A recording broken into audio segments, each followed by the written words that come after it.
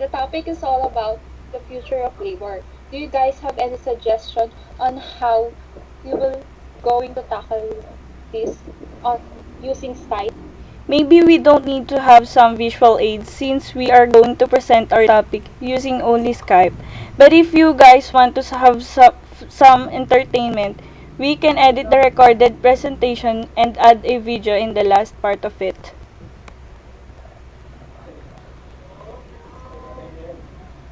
I agree on that one. Good idea. I think we need to first discuss what is technology and labor. Then we could add advantage and disadvantage of technology in the labor. We should also have opinion regarding people must be afraid or not when technology dominate the manpower in labor.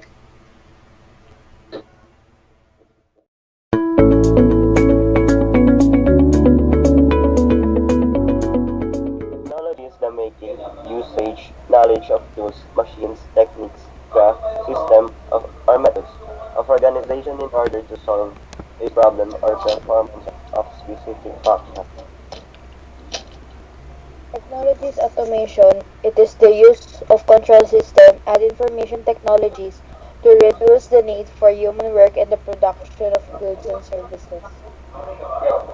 Technology has some advantages in the labor like replacing human operators in the tasks that involve hard physical work, replacing humans in tasks done in dangerous environments, performing tasks that are beyond human capabilities of size, weight, speed, endurance, and others, reduces operation time and work handling time, frees up workers to take on other roles, and provides higher level jobs in the development, deployment, maintenance, and running of the automated process.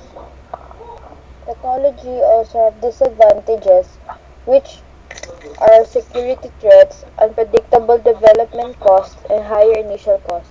An automated system may have limited level of intelligence, hence it is most likely susceptible to commit error. The research and development cost of automating a process may exceed the cost, and the automation of a new product or plant requires a huge initial investment in comparison with the actual cost of the product. We identify what is technology with their advantages and disadvantages. On the other hand, labor is an ability to work.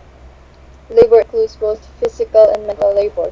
It is a primary or human factor of production and indicates human resource. Labor is a heterogeneous factor and also have less mobility. An increase in the pace of technology change can have two profound side effects in the labor market. It can increase the rate and the average duration of unemployment because firms may not consider it cost effective to retrain some types of workers. Notably, the less educated and older employees, their workers may be jobless or long periods of time, with some of them perhaps never working again. Technology may not reduce employment but still affect jobs. Author Dorn and Hanson found that trade and technology had very different effects. The author disentangled these effects by looking at differences across labor markets within the United States. Some markets were more exposed to imports from China, while other markets employed more workers in routine occupation. What they found was that areas more exposed to increased imports saw significant declines in manufacturing employment as well as total employment. In local labor markets more exposed to technological change, total employment didn't decline. Rather, declines in routine employment were offset by gains in other areas. In short, increased foreign trade led to job losses while technology led to job polarization. Technology is one of the key drivers of long-term economic growth. Advancements in information technology, robotics, and other promising technologies emerging out of the material sciences and biological offer the promise of increased productivity and therefore economic growth in the years to come. But past technological shifts in the economy have not been so unambiguously positive for workers, the technology, but by disrupting current occupations, these changes could be a major driver toward rising inequality. In an engineering or technology, business sense means you do not have to replace the worker with technology. You simply should make the worker more productive with technology, using less workers in total while increasing economic production. The robot or computer or software works cooperatively with the worker. So in the end, where there used to be 1 million jobs, it reduces to 800K, then to 500K, then to 250K over time as technology advances. All the while, the production of goods and services is rising with lower costs. When economic growth requires less people and jobs year after year, you have a problem in controlling all this kind of event. This is happening now. Therefore, we have a jobless recovery. No one wants to acknowledge the reason why. The trend of technology replacing virtually every worker destroys the model of capitalism. Capitalism assumes that economic production chiefly employs people, not machines. Workers derive personal wealth from employment. When most goods and services are produced by machines without human labor, then the capitalist model falls completely apart. As for the argument that productivity technology only impacts low-paying jobs is false. Automation is first geared precisely towards high-paying, high-value jobs. That is where the money and profits decide for automation. Bill Gates is still the richest person in the world, in part because he automated high-paid office work with Microsoft Office and email. Yes, he pays business analysts and finance people use Excel as their primary language. What would take a CPA in the 1960s a month to do can be done in an hour today. Most financial software automates jobs that accountants perform. Yes, improvement of computer technology will rapidly lead us to the point where computers or robots or artificial intelligence will already dominate human labor. In my own opinion, but people should not be worried that much that if it will happen, there will be a chance that the company will choose to have robots or machines rather than humans. Because robots or machines do not have senses, mind that can think and analyze, and most importantly, a heart that is important in doing a job. Robots or machines also have a large chance to have shorter services than humans because they can be disrupted easily. Improvement of technology could be an advantage if it is used in the right way because it will lead us to a more opportunity and jobs. Remember, humans are the ones who think, make, assemble, and create robots or machines. People must be afraid because if technology dominates the future, job will be lessened, just like in China. In manufacturing company, the labor from old time to millennial time is very different. For those people that don't have the knowledge about the new technologies on how being used, they will suffer looking for a job. China have massive number of population. Not all of them have the knowledge about technology, so looking for a job is very hard. People must be calm regarding the situation if technology dominates the manpower because I believe manpower is more powerful than technology and I think people will not allow the technology to dominate the manpower. People must be afraid of what will happen to the world of labor when the technology starts dominating the manpower because of the more technologies take over the work for people, the more people will lose their jobs because of the technologies to take over all their work.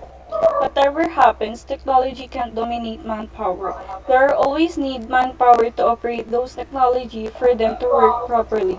There are more jobs that only humans can do. Technology cannot master what the mind can.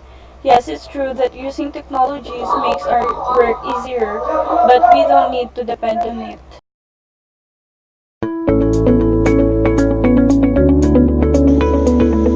The technology and automation trend spans the globe. No one can escape it in the end, especially future generations. Audio preview.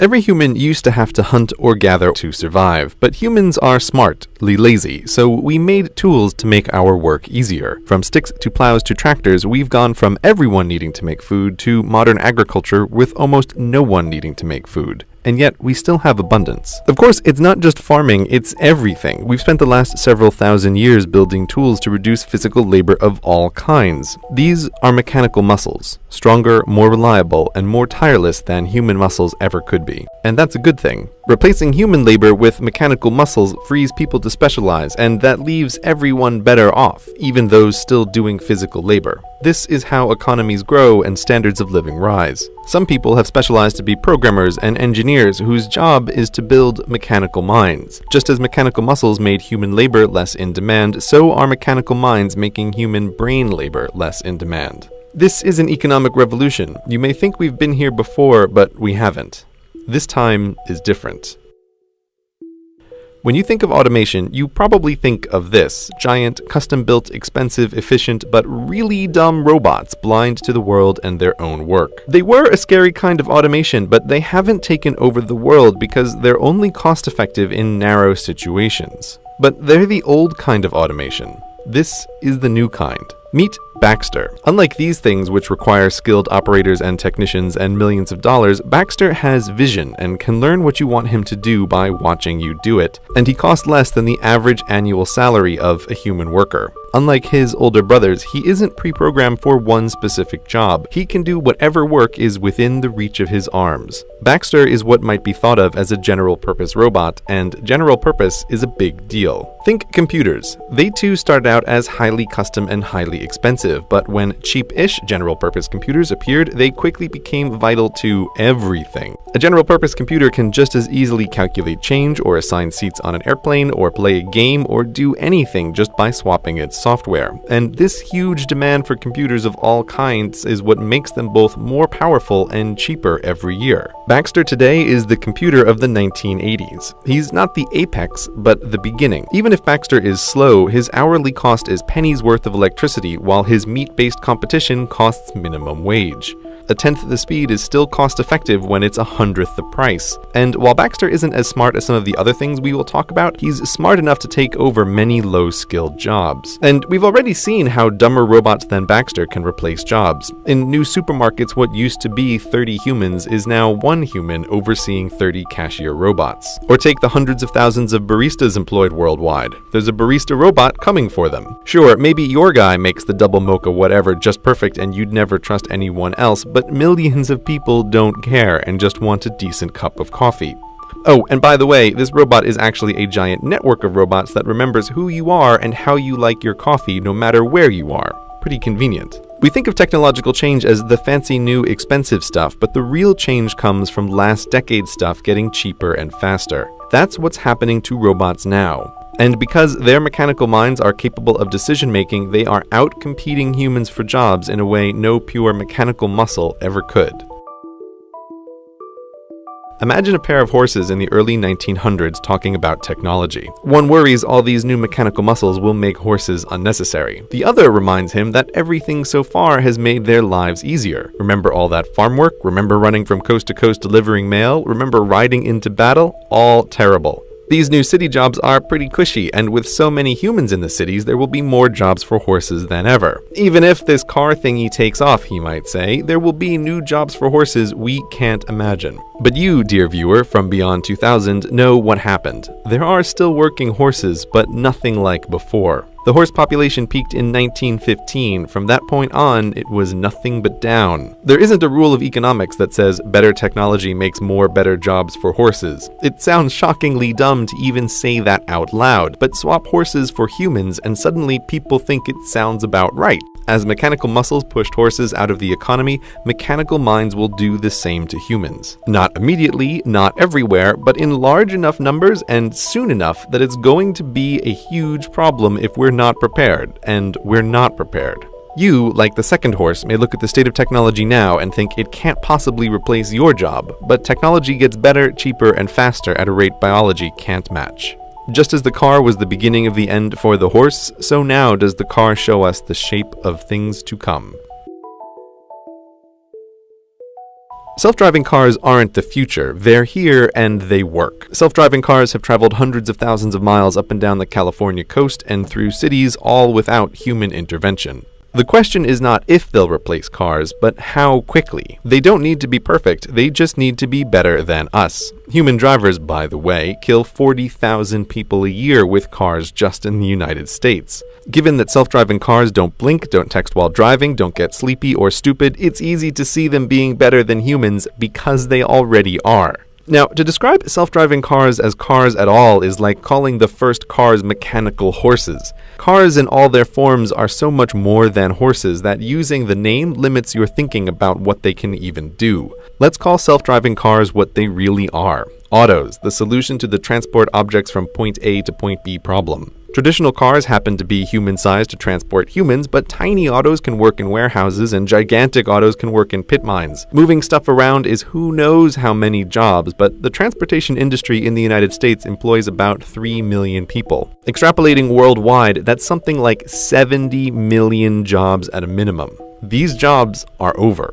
The usual argument is that the unions will prevent it, but history is filled with workers who fought technology that would replace them, and the workers always lose. Economics always wins, and there are huge incentives across wildly diverse industries to adopt autos. For many transportation companies, humans are about a third their total costs. That's just the straight salaries. Humans sleeping in their long-haul trucks cost time and money, accidents cost money, carelessness costs money. If you think insurance companies will be against it, guess what?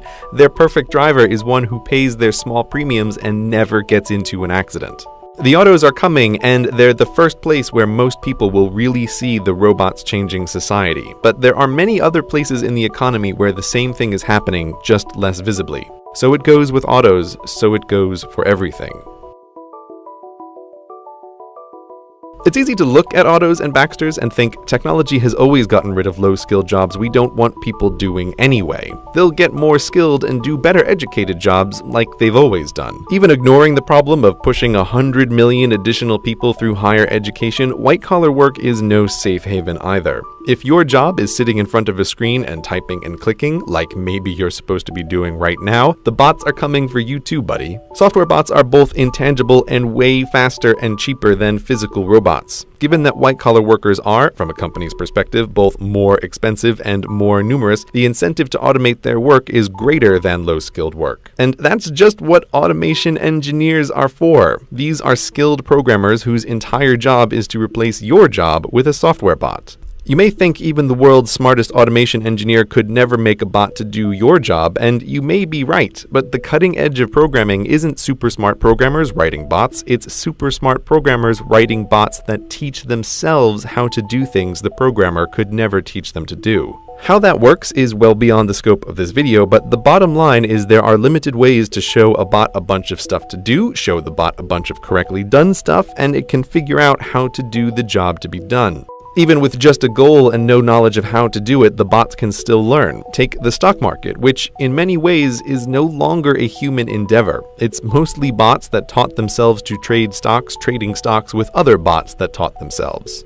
As a result, the floor of the New York Stock Exchange isn't filled with traders doing their day jobs anymore. It's largely a TV set. So bots have learned the market and bots have learned to write. If you've picked up a newspaper lately, you've probably already read a story written by a bot. There are companies that teach bots to write anything, sports stories, TPS reports, even say those quarterly reports that you write at work. Paperwork, decision-making, writing, a lot of human work falls into that category, and the demand for human mental labor in these areas is on the way down. But surely the professions are still safe from bots, yes? When you think lawyer, it's easy to think of trials, but the bulk of lawyering is actually drafting legal documents, predicting the likely outcome and impact of lawsuits, and something called discovery, which is where boxes of paperwork gets dumped on the lawyers and they need to find the pattern or the one out-of-place transaction among it all. This can be bot work. Discovery in particular is already not a human job in many law firms. Not because there isn't paperwork to go through, there's more of it than ever, but because clever research bots shift through millions of emails and memos and accounts in hours, not weeks, crushing human researchers in terms of not just cost and time, but most importantly, accuracy. Bots don't get sleepy reading through a million emails. But that's the simple stuff. IBM has a bot named Watson. You may have seen him on TV destroy humans at Jeopardy, but that was just a fun side project for him. Watson's day job is to be the best doctor in the world, to understand what people say in their own words and give back accurate diagnoses. He's already doing that at Sloan Kettering, giving guidance on lung cancer treatments.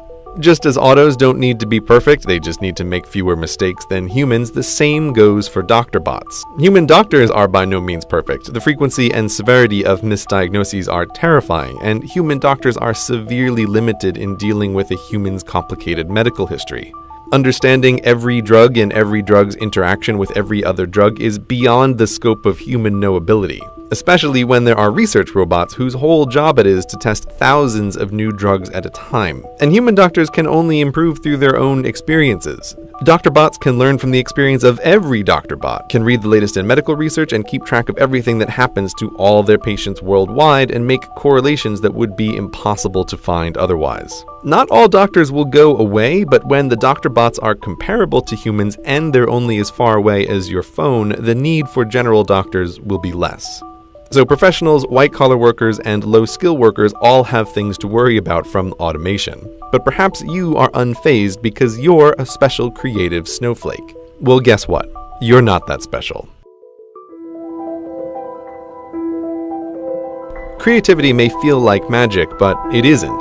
The brain is a complicated machine, perhaps the most complicated machine in the whole universe, but that hasn't stopped us from trying to simulate it. There is this notion that just as mechanical muscles allowed us to move into thinking jobs, that mechanical minds will allow us to move into creative work. But even if we assume the human mind is magically creative, it's not, but just for the sake of argument, artistic creativity isn't what the majority of jobs depend on. The number of writers and poets and directors and actors and artists who actually make a living doing their work is a tiny, tiny portion of the labor force. And given that these are professions dependent on popularity, they'll always be a very small portion of the population. There can't be such a thing as a poem and painting-based economy. Oh, by the way, this music in the background that you're listening to, it was written by a bot. Her name is Emily Howell, and she can write an infinite amount of new music all day for free. And people can't tell the difference between her and human composers when put to a blind test. Talking about artificial creativity gets weird fast. What does that even mean? But nonetheless, it's a developing field. People used to think that playing chess was a uniquely creative human skill that machines could never do, right up until the point they beat the best of us. And so it will go for all human talents. Right, this may have been a lot to take in, and you might want to reject it. It's easy to be cynical of the endless and idiotic predictions of futures that never are. So that's why it's important to emphasize again that this stuff isn't science fiction. The robots are here right now. There is a terrifying amount of working automation in labs and warehouses around the world. We have been through economic revolutions before, but the robot revolution is different.